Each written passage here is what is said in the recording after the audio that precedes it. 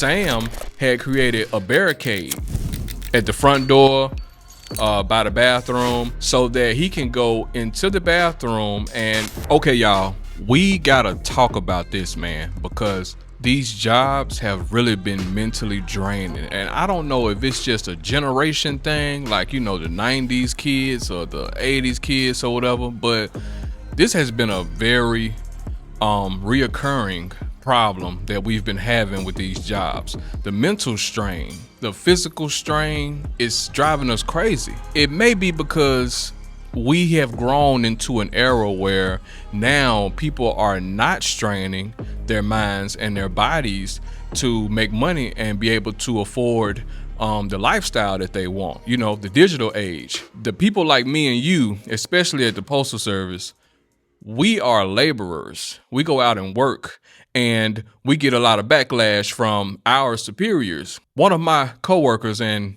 friends tried to commit suicide recently. He may not blame that on his job, but I do know that his job played a major part in depression, because we do this thing every single day, all day. It takes up majority of our time.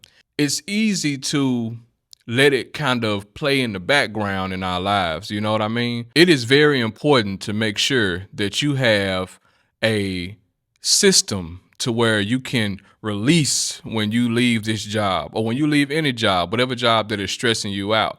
And the majority of the stress, really, in my opinion, comes from the obligation to pay bills and to pay mortgages, car notes, and things like that. You know, without those things, the job really wouldn't be as important, honestly, to us.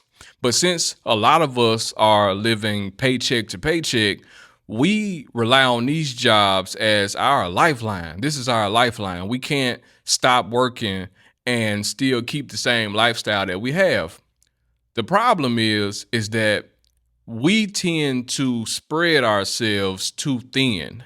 We calculate our bills according to our income instead of living below our means. That's the problem. When you don't live below your means, your paycheck has to keep coming. And one slip up, one emergency, one mishap will take you out of the game completely, and now you're behind. And if any type of emergency happens where you have to spend $1,000 or $1,200 out of your pocket, you know, now you're behind on bills. And you stay behind on those bills because you've set up everything according to your paycheck, and that is a problem, okay?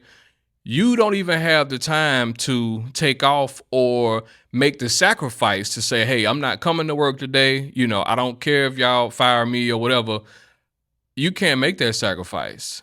If you run out of annual leave at the post office and you don't get paid for taking off for emergencies, you got to try to figure out how you're going to pay your bills and stay on track. That is crazy, but it is the reality that all of us, majority of us, live in. We need to learn how to be more humble in our lifestyle.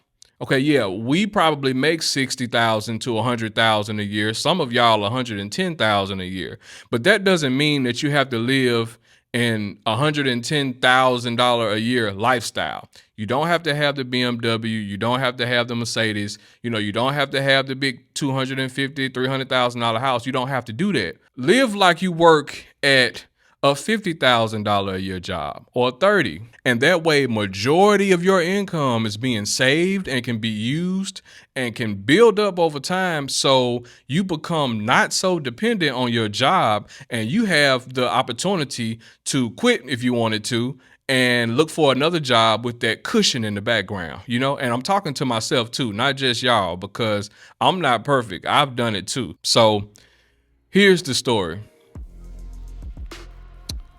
This guy, he usually does not take off work, usually not. So this day when he was running behind, he was running late for work, it was kind of strange. And so he called the postmaster and let the postmaster know that he was going to be on his way in a few minutes. A few minutes passed, 30 minutes passed, almost an hour passed, and no sign from him. They called his phone and it was going straight to voicemail. So our postmaster is very active. So he got in his truck and he went to that guy's house to see, you know, what was going on. When he pulled up to the house, his truck was outside. So he knew that my coworker was at home. We just gonna call him Sam. So he knew that my postmaster knew that Sam was at home. He knocked on the door and didn't get an answer. And he kept knocking on Sam's door, didn't get an answer. So he ended up driving off. And he knew in the back of his mind that something was wrong. So meanwhile, inside of the house, Sam had created a barricade at the front door, by the bathroom, so that he can go into the bathroom and cut his wrist and bleed out, and nobody can get to him in time. Now, me being a Christian man, and I believe in Jesus Christ and God, spiritual stuff, I know that that was a problem that goes beyond mental.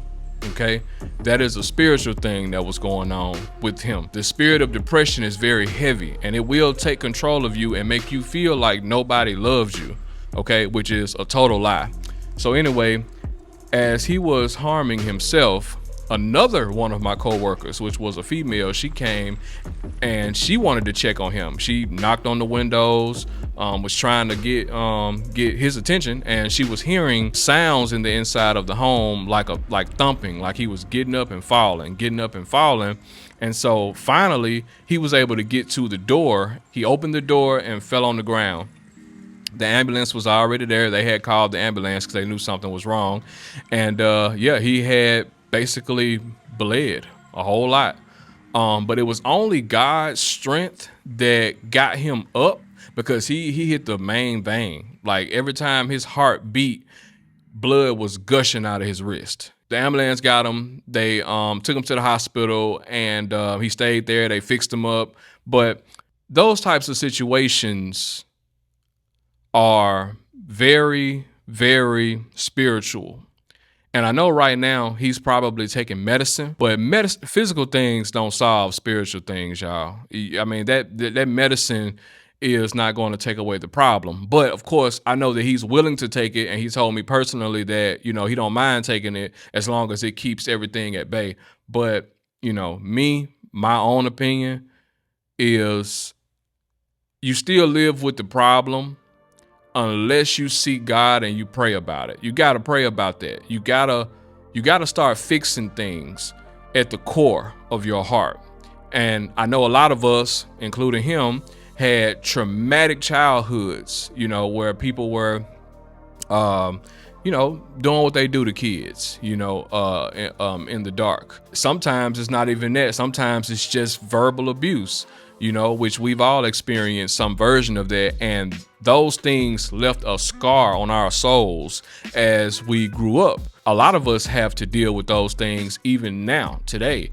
And depression is one of those things, because we have all the social media, all the lifestyles, everything. Like even me, forgive me if I look like the type of guy that just got it going on, because I don't. I'm regular. Okay, regular in the real world. Regular at the post office, okay? We have to get rid of the facade that is social media, or better yet, understand that the lifestyles that we cling to and the things that we see online, man, a lot of it is fabricated, and a lot of it is just our perception of what that person's life looks like, because we don't know what they go through when the camera is off. We don't know if they had to eat ramen noodles and sleep on blow-up mattresses for the first 10 years. And then, they got this big house now because they worked hard and they saved. We never see the story. We always see the results. That's something that we need to remember every time we see a lifestyle that we want, and we are at the bottom trying to figure out how to get to that place, and those things make you depressed because you feel like you're at an age where things should be happening and they're not, or younger people have more than you do, and you don't know why you still stuck, at your mama house, or, don't have the car that you want. But those things cause mental stress, man.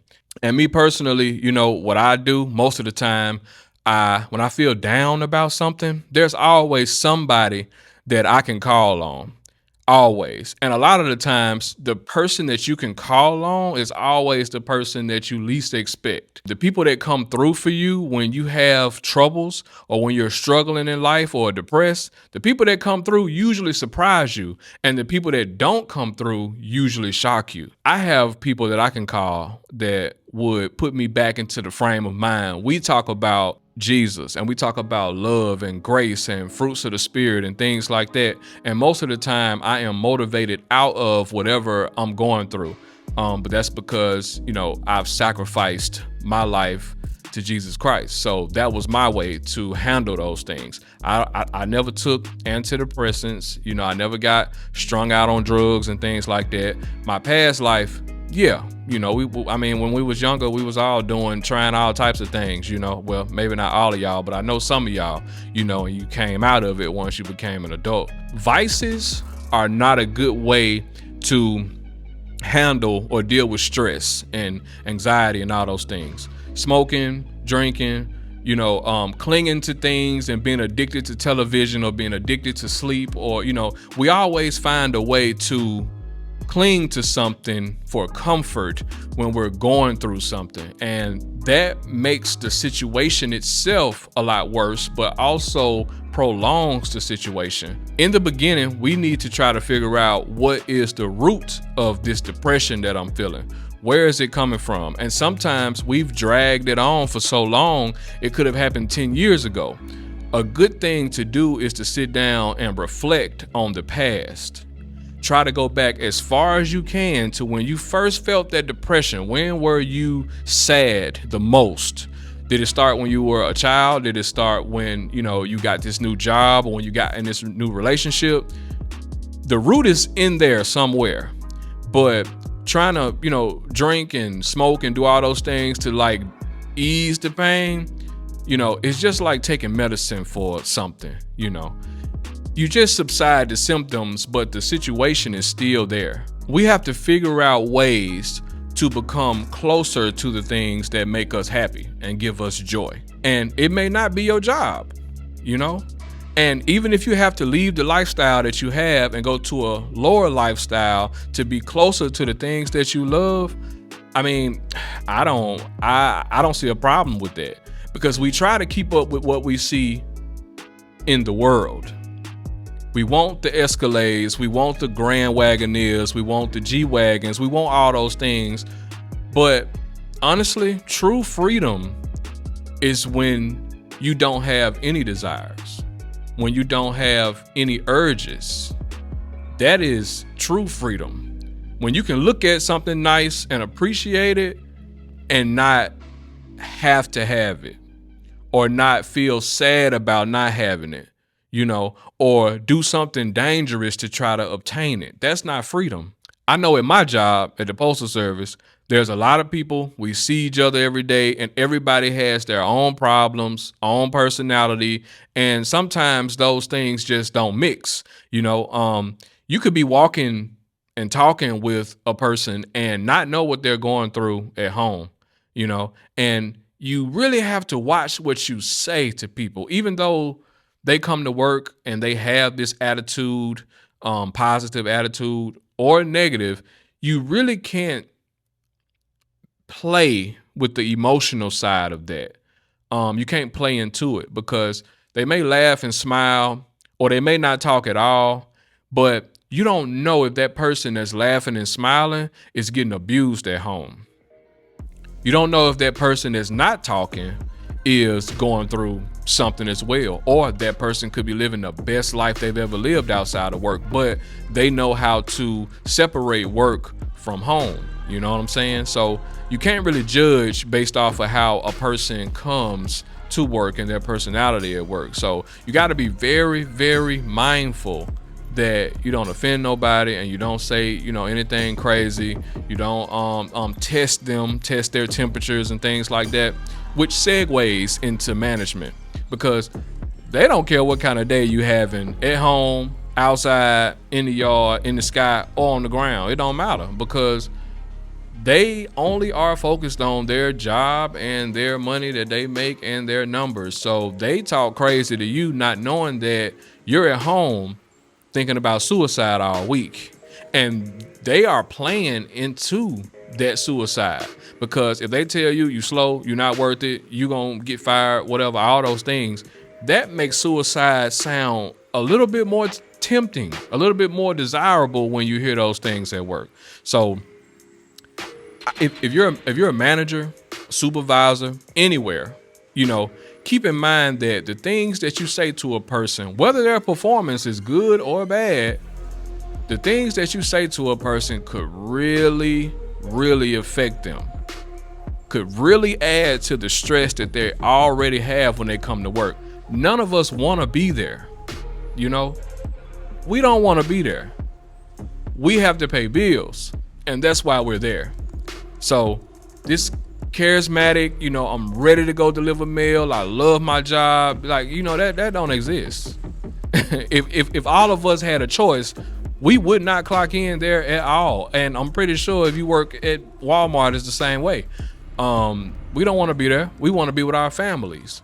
So just a note to the managers and supervisors, man, you don't know what people going through. So watch your mouth, okay? Don't talk crazy to us, because we could be on the brink of doing something terrible. All right? It's the Express Meal. I'll see y'all later.